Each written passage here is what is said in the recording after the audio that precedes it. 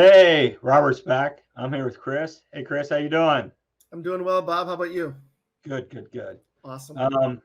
I guess we're here again to talk crowdfunding.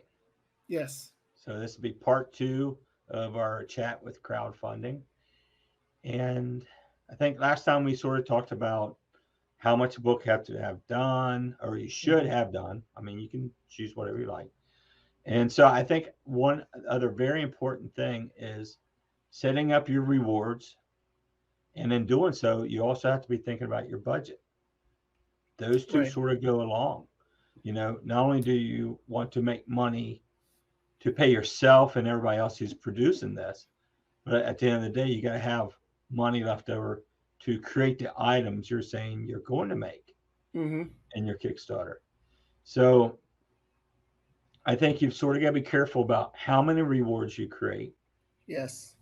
Be very creative with those rewards, because I truly believe a variety of choices are good, and multiple levels of buy-in. Some people only are going to come in at that base level just to support you. Right.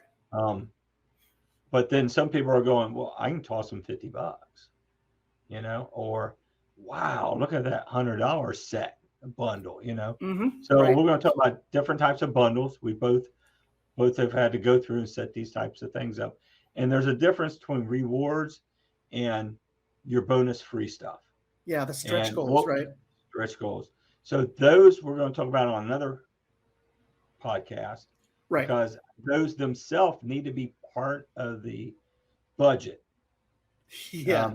Yeah, they need to be part of the budget, but they also create stuff that you can sell. So it's important, I think, that we talk about them, Mm-hmm. and because to me that's the cool stuff. Right. Yeah. But the rewards are very important at the very beginning. You got to have them all in place, ready to go when you're setting up your crowd fund. Yeah. I So spent probably 2 months yes, going back and forth. I think I emailed you like 4 different times about it. yes, Just, hey, I'm thinking of doing this. yes, One thing that I think is really, really important that everyone has to take into consideration right off the bat about rewards, yes, shipping. yes, Yes, I designed, and I know you have too, and others do this. You design your rewards so they can all fit in the same size package yes, so that you're not buying larger ones, paying for more shipping. Um, yes, and, are you shipping worldwide? Are you shipping just to your country? Are you, that is yes. where the money you're going to make at the end of it, that's where it goes. Yeah, It's in it really shipping. is. And the cost of shipping's really gone up. Mm-hmm. You got to always plan on reshipping some packages that get damaged. Mm-hmm. I don't know if you've had that done, but Yep. I had one guy showed me a picture where it looked like this 500-pound box just like crushed right the corner, like the middle of it was all crushed. Oh, And it was a variant edition, which was limited to like 25 copies. Luckily, I had said that I kept 5 myself, mm-hmm. and I used it to replace one of those to replace his copy and Right. make sure he got it. But yeah, I mean, so yeah, those are and we don't want to scare people from doing this, but it's stuff that No. you got to think about, and you got to plan for it. You really do have to plan for that. Mm-hmm. Um, there's a mailer, and I will get the name of the mailer and where you can buy them in bulk. That is great. You bag and board everything, put it in this mailer, fold, and it Yep. really builds strong corners. It builds a really nice package, and Mm. most anything comic book size or magazine size will fit within this mailer. Well, I even So, shipped. I had a special edition, like a 8x12 oversized comic. mhm, It fit in that too. I had to fold it separately, a little differently, but it right. still fit, and everything got there fine. So So yeah, it's versatile, right? Um, I actually bought a bundle, and behind the Crisis poster is I think I've got about 50 or so left. So I mean, you know, they're affordable, but it's a they good are. option. Yeah. They are. Yeah, And we you keep got to them. work that into your budget. You do. You do. It's got to be part of. So that's not even something like your time and creations and other people in making the product. You're going to have to buy shipping supplies and pay the cost of shipping, which is Right. not cheap. Right. But Um, keep that in mind while you're making the rewards. So Yes. as we were saying. And when you make a reward, not only do you have to come up with cool items that people are going to want to purchase from you, so you got to think about the cost of those, but you got to think about what's going to make them pull the trigger on this, especially if you're newer. Then what's going to make them support you? So a lot of it's image, what you're showing them. You know, the biggest image we mostly have with this is covers of our comics, covers of our books. This is what we're showing them. But rewards, I would say, if we start breaking down what rewards would be, we all start off with a digital. Right. Remember, a digital reward doesn't need to be shipped. Nope, that one's easy. That is easy. That's right. That should be a basic buy-in, as if you bought it from Amazon or somebody else. Look at those prices are. You know, I don't think anybody they're just at that time, do they really read digital books, or are they just tossing you $4? Right. Yeah, it depends, back and forth. But you know, digital. The campaign I got running right now with Sketch 47 has several different digital bundles and groupings. So you know, all of those don't have to worry about shipping. Right. And I would guess the next thing would actually be your comic. Right. You know. Right. Whether you decide it's $9.99, $12.99, those prices are all going to vary upon what you build. If you're doing a graphic novel, is it $25? Is it $49? You got to look, but you also got to remember, what is the market telling you that you can get from it? And I don't exactly mean Amazon as far as what people are selling. I mean other Kickstarters. Look at other Kickstarters. You know, what are they selling a 48-page graphic novel for? If it's $25, then you should be able to get $25. Now they might sell 1,000 if you look at an established, you know, person who's doing the crowdfunding, or you might sell 10, and that's something else you get a budget in. Yeah. Can you get just 10 printed, and how much is 10 going to cost you compared to getting 100? You know. The more you print, usually the per piece price drops. So, well, yes. I mean, with some of the digital on-demand stuff, that point is a little higher. Yes, it is. I mean, you know, it was always back when it was offset press. Yeah, it was a high price point, but you know, you were printing a lot because the system was different then. Yeah. There's a reason I have 5,000 copies of certain issues of Sketch still in the warehouse. That's right. Yes, because it was traditional offset printing, and if we sold 25 and 30 dropped the price down a lot, where basically those 5 are free, go for it. That's right. Now, you were saying the digital. I offered because I saw other people do it, and it isn't like I'm just like following blindly what other people do. I'm looking at one at Kickstarters that like this is like their 15th Kickstarter, and the other ones have all been successful. But giving every tier the digital book. Right, I do that too. That's important. I agree. You had said that. I agree with that. That's it.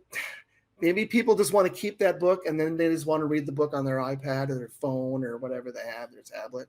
It costs you nothing to do other than a little bit of time, and it's another item that you can list in that reward. Right. Most rewards you'll create items, and then they'll be listed in the reward. So already on the second one, they're getting 2 things. Right. They're getting the digital and the print for basically buying the print. You know, so it's like, oh, why wouldn't I buy the print? You know? Right. Yeah.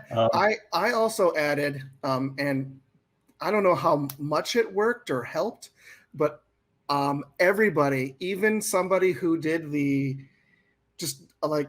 an area on all these crowdfunding where you can just give money and not take a reward. Yes. I created a page in my book that will list everybody who was a backer as like a thank you, and people like to see their name in the book. Yes, it's a fun thing for them. So if a couple of people just literally came in, liked the project, dropped me $1 each, their name was in the back of the book, you know. So I had somebody drop 20 And I'm thinking, you don't want something? Yeah. I even reached out with their email. You put 20. Yeah. I even reached out with their email. You put 20. Did you mean to buy a reward? No. I just like okay. I know you, and I just wanted to But support that's you. another I'm like, thing, like you said, okay. you've got like the print book, and then you can list the digital and your name on the thank you page. Yes. So, I mean, all these things are I try to make it fun. Yes. The rewards are the fun. whole thing, you and I as creators have talked about this for years. You've got to build a community around yourself. Mm-hmm. And the whole thing about this is now you get to go, you follow me at cons or on social media. This is your chance to come in and support us. And as a thank you, you're a part of our team. Right. By supporting us. So you're going to get listed in back of the book. Right. And that's part of the digital and the print. It's just it was in all of it. Yeah. Mm-hmm. So that's something that I think is a must. A thank you page. Yeah. In there. And it literally is not hard to do at all. No. No. Actually, the funny thing was right before we started recording, I got an email from a D&D project that I backed on Kickstarter a year ago. And they were reaching out, verifying my shipping address and then what name I wanted in it. Right. Yeah. Well, it was like, okay, that I basically bought it for my son Clay. So I had his name listed in Oh, it. yeah. So, I guess they're getting closer and closer to finishing it. It's like a 5th edition D&D or something like that. Mm-hmm. And so, but yeah, it's a great way to personalize it for them. Right. Another thing you can do, and I don't think this is hard to do anymore, is you can ask people, do you want it signed? Yeah. Right. And sometimes that will make the difference between a $4 sale and a $9 or $10 sale for a physical copy, just by signing it, because now they want an autographed collectible from you. Right. They might read the digital, but now they have an autograph, and you don't charge for signing. It's it's a thank you. Actually, I remember one I backed where a part of the survey asked if you wanted it signed or not. So you could, in your tier, in your second tier, which has your printed book, you could say, you can get it autographed. And then when they get that survey back, they can, so that could be like, it may not be a dollar. It might not be like, it's not like more to sign it. But if they're looking at that tier, that first tier with your printed book, and it's $10, they're like, oh wait, I can get it signed if I want. Right. And I get my name in the book. Yes. Yeah. I mean, it can be exciting for people. I mean, it's huge to here again, to build that crowd around you, right? To build the support for the project. That's huge. Mm-hmm. So I mean, those are things that you're not going to make extra money on, but I can tell you, I've signed stuff like that before, and it's fun. Right. It's fun to sit there and sign, knowing they requested it. This is part of their souvenir, for the project and their support. So the third possible reward, usually I would say, would be a bundle. Right. Is this a second issue of a first? Is this the 4th issue of 4? Is this I like bundles of my own stuff. Right. So I think, and I'm not for sure if it's a 3rd tier or not. It really depends on how the pricing breaks down. True. Right. But you can do bundles for your digital collection, which there again, doesn't really cost you a lot. No. You set up a download page for them, and you send them a link, and you just reaped in $3 to $4 per book. Right. Or when you do a bundle on your print versions, just make sure you have printed copies of whatever you're offering, so you're not looking to have to go print those again too. And if you do, here again, make sure it's in your budget. Right. Now you can, I know in both Indiegogo and Kickstarter, you can put limits on tiers, on rewards. Yes. So if you've only got like 100 or 50 copies of a previous book, that you've worked on? Or, now you said if this is like the 3rd or 4th issue of a series, if this is number 1 of a brand new series, but you've got another book that you've done, you can include that. Sure. You know, and Sure. if you've only got like 10, 20, 30 of those left, you can limit that tier. You did that with, not that it was a book, but you did that trading card little book. Oh yeah, yeah. That was, and you only printed like 20 or 25 of them? I had 25 of them, yeah. Yeah, I jumped right in there. I might have been the first one to jump on that reward because I wanted that little book. It was awesome. It went well. I mean, they're all gone. Yeah. I mean, there was an overprint, so I have like 3 left, but they're here for me. Yeah. You know, but I want to do something with that size again because it's fun. You know, it is right. But I had to pay for that, and you know, work that into the cost. Right. And the cool thing is, not so much limiting, but you want to do these rewards, and you want to hopefully be able to overprint so you do have stuff to sell. You have stuff to sell in your store, take them to cons, store signings. Right. And hopefully at that point they're paid for. So whatever you make off of those is more profit for you. Right.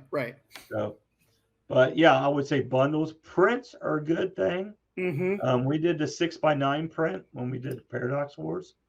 I really like it. It was on a cardboard print, you know, a stiff stock. Right. You and Joel did the artwork for it. Oh yeah. That was that Hellgirl?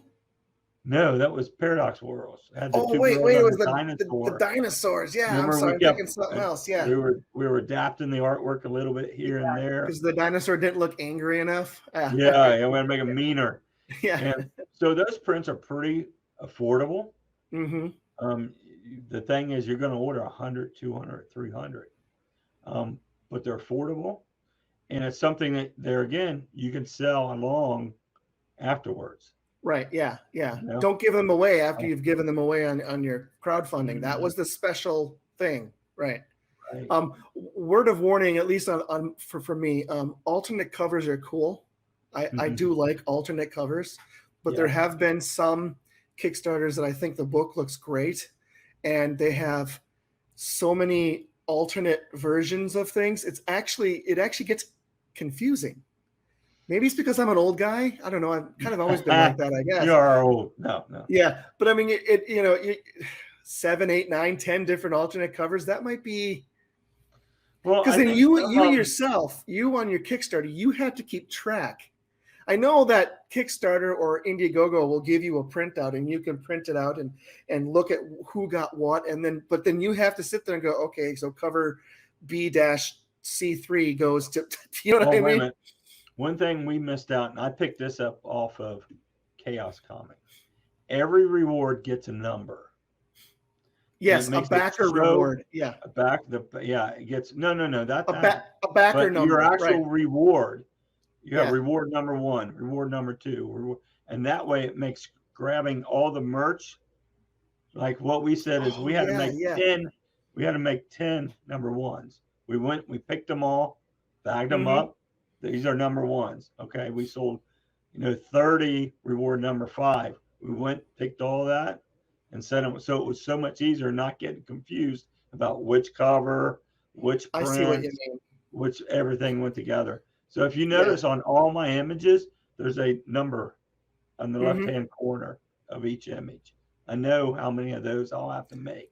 Yeah, see, at first I thought you meant the backer number. There is a backer number. Right, but I know what you mean because I did the exact same thing. But the way I did it was because I did it through Kickstarter. I was actually able to sort by reward and print out that and only do that reward.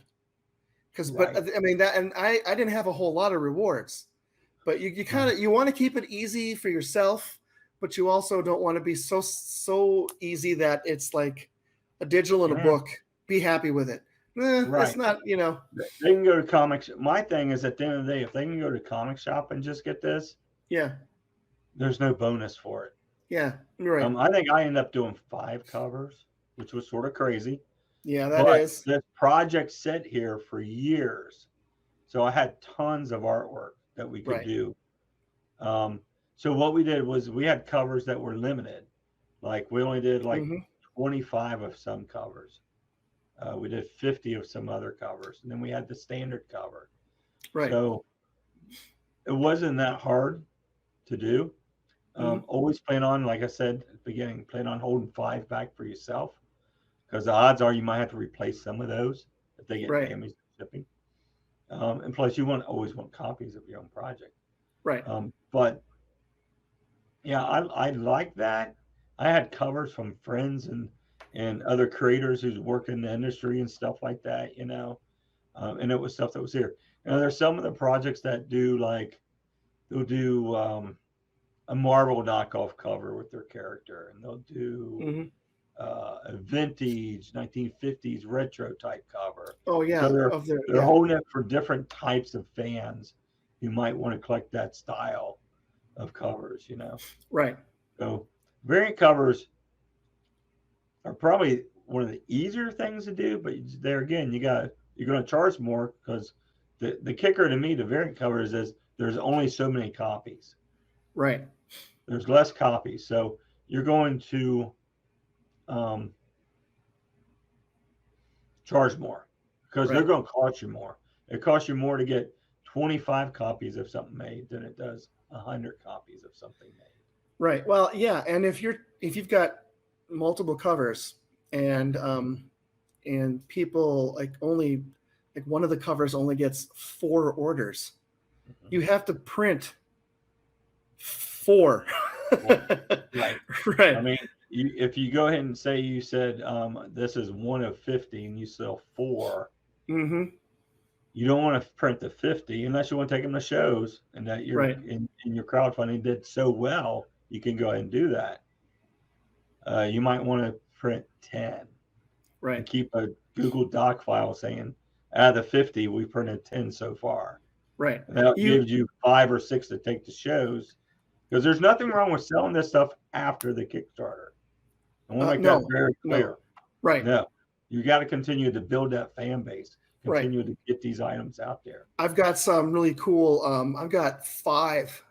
Yeah, I got 5 prints left over from my Kickstarter that I'm going to, at some point, 2 of them fit together and the other 3 fit together. I'm going to put those as a in my Etsy store at some point when I get around to it. I haven't got to it there, but yeah, that's, and but kind of running out of words here, trying to think of what I'm saying. I waited at least a year, and it's probably not even, I don't even have to wait that long, but I waited about a year before I put my book on Indiegogo, on Indie Planet. Yes. And Amazon. Okay. But that book, I took the thank you out of that version, because right. The Kickstarter is, and remember you're talking about limiting the special covers to a certain number, but you only order 10.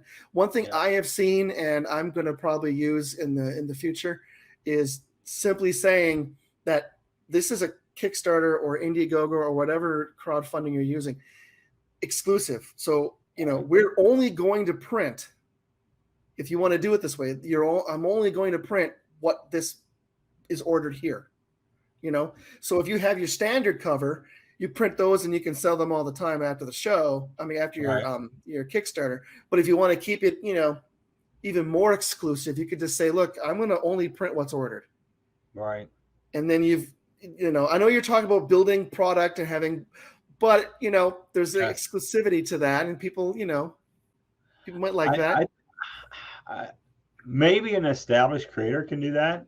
Yeah. Because at the beginning of this, we've got to build our 100, as we say. The 100, right? Yeah. So you've got to make it available. If it's not available, so I would always say this cover would be exclusive to the crowdfunding. That's what I'm talking about. Yeah. Okay. So then you put another cover, wrap it, and take it to Amazon and plan it. Right. Yeah. Everything. Yeah. Okay. Like your core book, your standard book. Maybe you got 4. Okay. Maybe you got 4 different covers, and you got your regular cover, and maybe the last one, or the 3 or whatever. But your regular cover, you overprint if you want to. You bring them to shows. You sell them on Etsy. You put them on Amazon. but cost wise, you don't want to be printing all those for the same, like for 4 copies. Right. 400 books compared to, like, say, Yeah. 150. I think if you ran a Google sheet and you kept a limited amount, I mean, you could say, hey, I'm going to limit this 50. You sell 4. Right. Now it's 1 of 4 or 1 of 9 if you print 5 for yourself.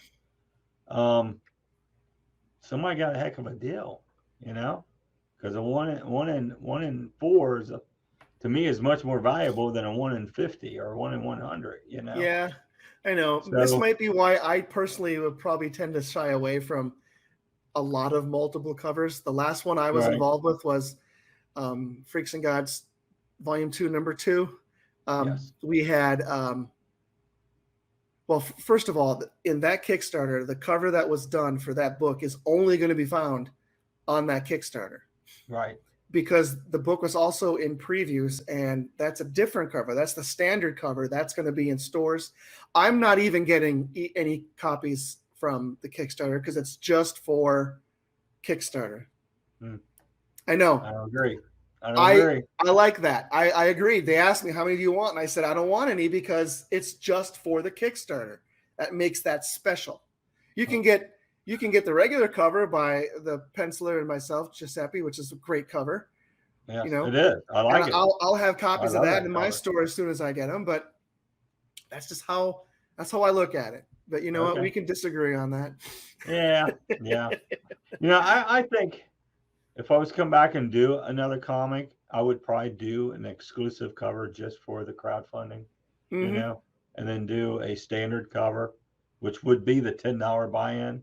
Right. So the exclusive cover would be more, whether it's $5 more or $10 more, because there's going to be less of those over time than the standard cover. Right. And I probably wouldn't do so many different variants like I did before, because there's different ways you could use that artwork for other things, prints. Right. We're going to come back and talk about bonus items. So some of that artwork could be used for that if you have a bunch of artwork. So there are other rewards you could offer, like a T-shirt, but that's You all did that with the Freaks and Gods, right? Yeah, but the publisher was running it, so I don't know what level of nightmare they might be getting involved in on that one. Yes. But I hope I get a shirt. Right. But I don't know the logistics. They one of the guys mentioned that they knew somebody. So if you know somebody, then potentially a T-shirt's a great idea. Yeah. Yeah. I mean, I've got a 4-collar jig sitting over in a warehouse right now that hasn't had a squeegee pulled in it for 10 years, So yeah, I know of equipment. Yeah, but I'm not going back to doing them. No. But I think if it's your first one, keep it simple. I agree with you. If you want to get into shirts, there again, look how much cost there is. Shirts are cool to take at cons and store signing, but look at how much investment they are. The problem with taking them to shows and store signing is sizes. We run into that at my retail business, the retro video game store I own. Right. We run into problems. We got a rack of shirts, and you never have the right size for the person they're looking for that one. Right. You don't want to carry 50 of every size. So we run into that some. We try to carry some standard sizes, and you could do that too. Carry overall some standard sizes. Shirts are good. I like you can go back and forth on whether it's a free item like trading cards or bookmarks or stickers. Those things you really want to save for your bonus because they're really affordable to create. Yep. So I think cool rewards, prints, bundles. I mean, depending on how many books you have, what you can bundle. Some creators bundle with other creators. I'm not a big fan of that because I'm building my fans. I'm building people who care about my project. And I understand the concept is that, but you're helping them by exposing them to your fan base. And I guess in turn, if they give away your book in their Kickstarter, then they're exposing your book to their fan base. So I guess there's some trade-off to it. Mm-hmm. I just don't know how much true confusing. I don't know if it's confusing or how true it is, how much you really get from that trade-off. Yeah, sharing You know? sharing your like a link in a update, that's different.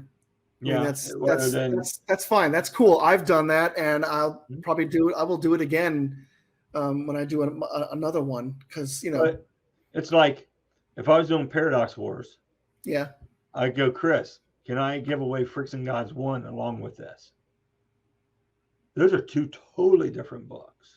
yeah, exactly. Right. Totally different fan bases that I don't think would read each other's stuff. I could be wrong.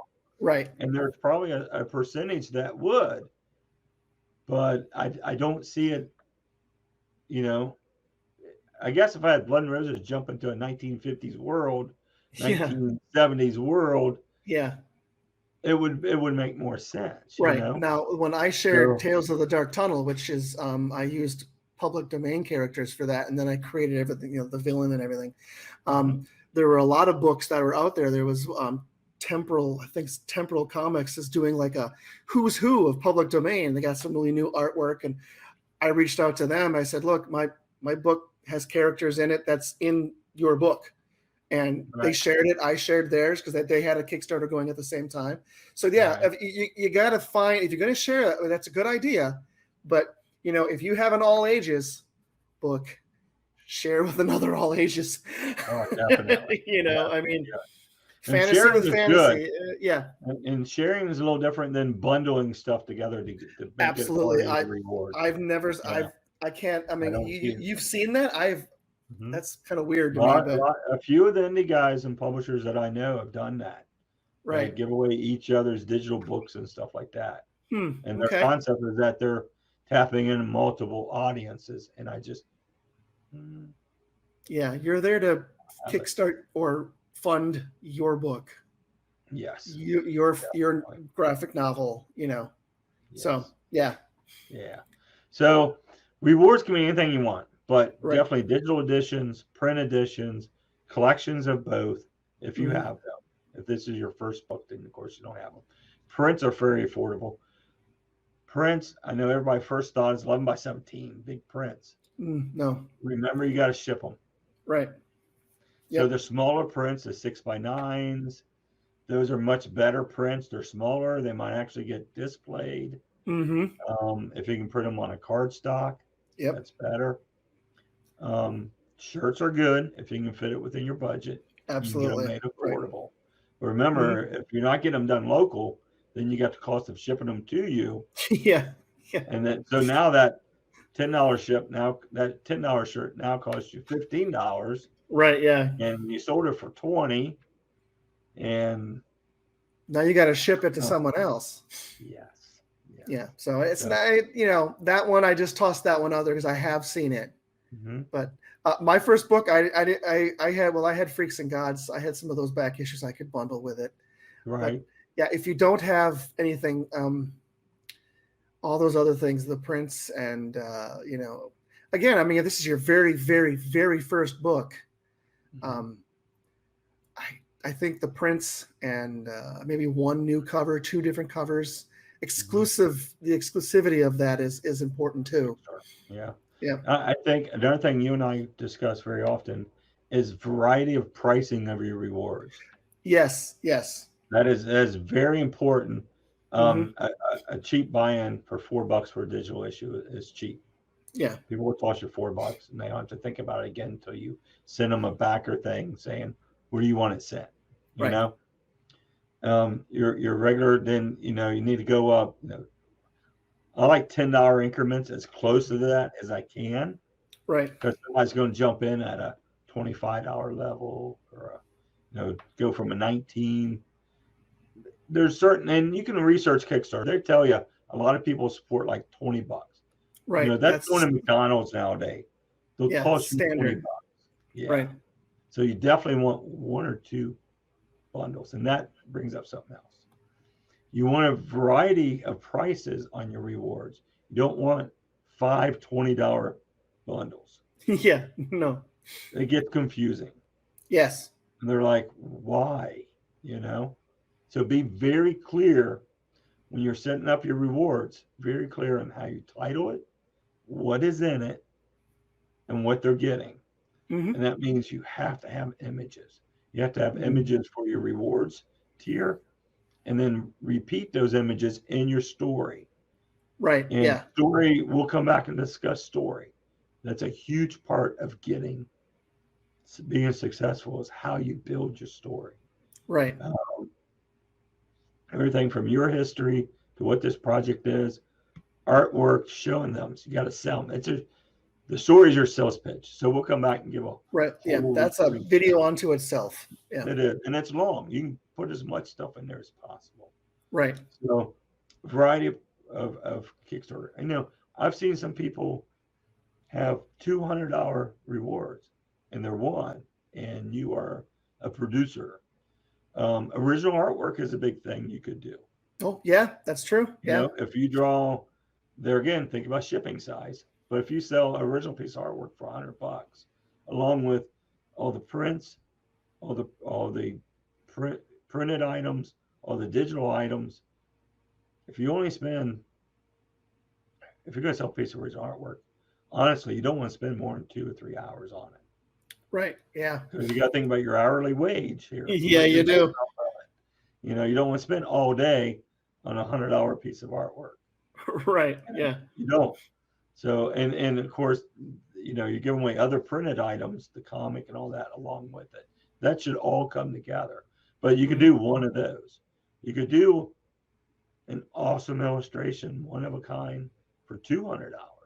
Right. If you think the whole thing is, will your audience support you on these items? We don't know until you try it. True. Yeah. You know? Yeah. You mean you could even limit it to just a card and limit the number, because you don't want to get you don't want to have like a most successful Kickstarter for a first timer ever, and you have to draw 350 sketch cards. Sure, that 350 backers, that's awesome, but holy man. Yeah, you want to limit that. Yeah, you definitely. Want to say, I'm going to do 10 sketch cards, and you got to make it like, can you pick the character from my story to draw? And then it comes back around it. You really want to promote yourself, promote your project. So me personally, it's always been, hey, will you draw Spider-Man? I can, but I'd rather draw Blood and Roses. That's what I'm here about. Right. You know? So always try to request to do your characters, especially in the Kickstarter. That's what it's about. Right. About leadership. So rewards with original artwork are good. Very good. Yeah, I hadn't thought of that, because I draw super cartoony, and the penciler I work with is so I hadn't thought of I never think of the original artwork. Plus, everything I do is digital, so I don't have any original artwork. Yeah. Although I do have an idea for that, though. I'll talk about that with you at some day. Let's talk about that. Yeah. Sketchbooks are good. Yeah. There again, you know, you can print them in a comic book size. You can make them all black and white inside, so they're more affordable. We did that with the StormQuest Kickstarter we did a few years back. We had a sketchbook because I had all these sketches of all different characters and stuff like that. Right. Yeah. Oh, especially if that's a great idea. Like preliminary sketches that you have done of your characters. Even if that has like jotted notes, oh my gosh, that's even better. If you've got like you know, don't throw any of that away. Keep it. You know. With the Paradox Wars, I still had Mitch Bird's original pencils. So we actually printed a full penciled edition, lettered. I think it was lettered. I have to check and see. But it was just all Mitch's pencils. Nice. No inks, nothing on the top of it. So that book was inked traditionally. So it was like, that was cool that I had full high-res scan. So always high-res scan everything you get if it's an original artwork. So we actually show what we call black and white penciled edition. Yeah. We did that. That was a good thing. The sketchbooks are an awesome thing. These are things that are printing just like comics. So you can price them out.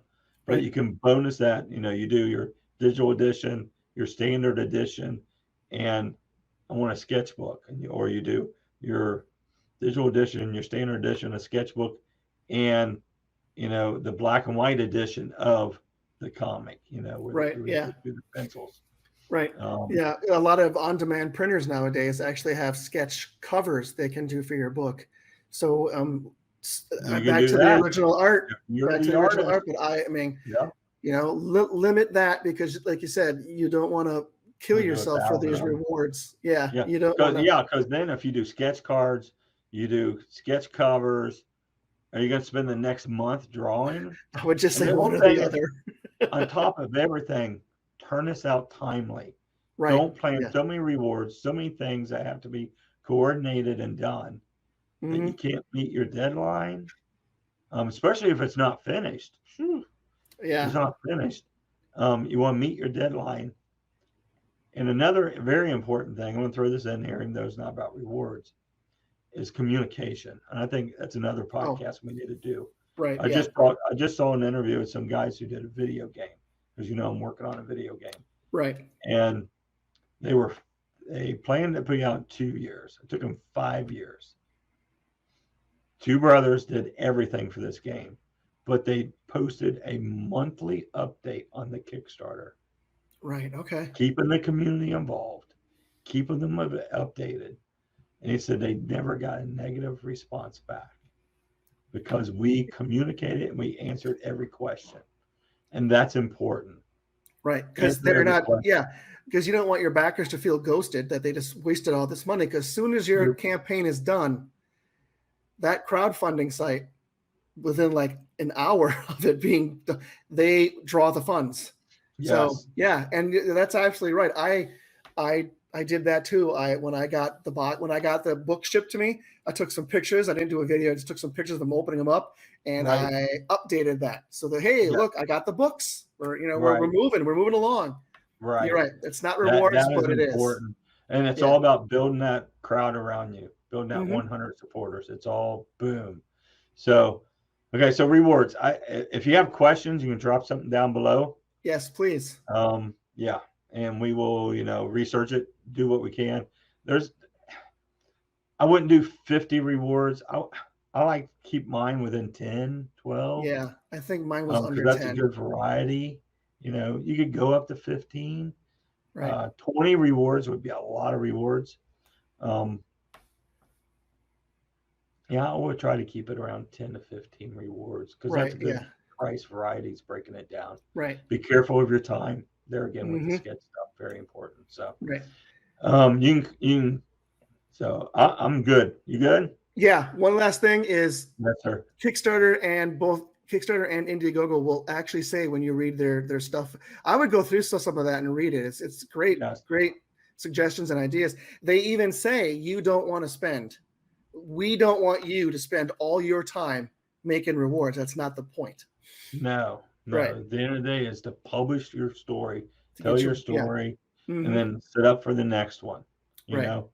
And so, but I totally agree. Yeah, both of them each have like these little schooling programs that you can go through and read all the write-ups and stuff on. Yeah, it's and helpful. Both of them are great. It's very helpful. Yeah, very helpful. Yeah. Yes. So, all right. So that's it. I'm Chris done. And that's it. Yeah. Okay. Bye. Bye. No, we're not done yet. We got a pitch. Pitch. Yeah, we got a pitch. Up above, sketch magazine at nostalgicnetwork.com. Send it. Chris and I will read the email, answer you. I do currently have an Indiegogo going with Sketch 47, featuring Bo Smith. He tells us all the ins and outs of creating Wynonna Earp, from taking it from a comic book over the years at different publishers until it being a successful TV series, award-winning TV series. It's a great interview. Next week, along with this being posted, I'll be posting one of 4 chats that I have with Bo. So you're going to want to check that out too. It will be on the Sketch Magazine channel, and it will be a link below. Below also is other ways to be, check out Nostalgic Network, Sketch Magazine. Chris's information is below for his channel. Mine is, and I'm not going to cry anymore because I'm only got half as many subscribers as Chris. I don't have a whole lot, so I would, so, but it'll keep growing. I know it. It will. It will. Also, I forgot to pitch out the sponsor. So if you stick around, if you stayed this far, please stick around to see the end. I'll put the ad at the end, which is totally the way not to create YouTube videos, by the way. No. So we got excited about the content. It was. I just wanted to roll right into this. So this has been great. So we still got a lot to discuss, though. Creating a successful crowdfunding project is a lot of work. Mm-hmm. And you come into this just wanting to make comics or creating whatever you're creating, but it's a lot of work. Mm-hmm. Working in this industry, doing it yourself, you're handling so many jobs. You just take them off, put together a doc, and just break it all down, and that's the easiest way. Review other people's successful Kickstarters. Don't look at one. Chaos Comics, Brian Polito, hundreds of thousands of dollars. Brian's been building this fan base for 30 plus years. Realize that. Mm-hmm. If you're new, I'm not going to reach those numbers. I'm sorry. But you got to start somewhere. So that's right. Get the first one out, build upon that. Another thing is with Kickstarters and crowdfunding is you got to stay visible. Right. Use that, dropping them a note once a month. Let them know you're working on the next project so they can look forward to seeing it. So, all right, good luck. Yep. Take care. Bye.